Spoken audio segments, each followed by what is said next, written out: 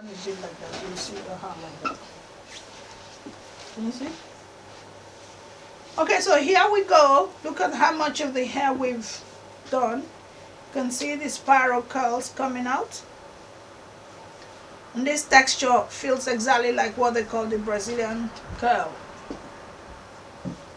I love this hair because there's a lot of kink in it.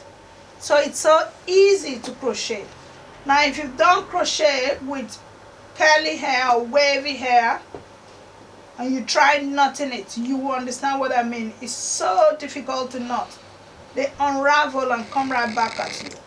So I'll put it in so you watch and see how easy this is. It goes into my hand. Now it's up to you how many times you want to knot it. I normally go with 3. So that's my 3. And watch how it knots so easily. See that?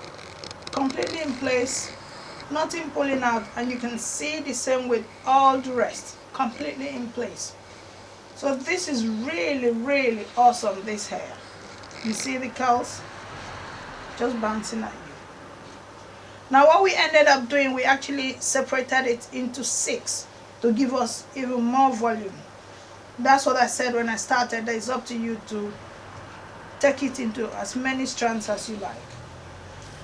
So as they look, already filling up, and we're just about a quarter way. More than half, 3/4 way. Because this side is all in, and is the other side remaining. You can see how full it is.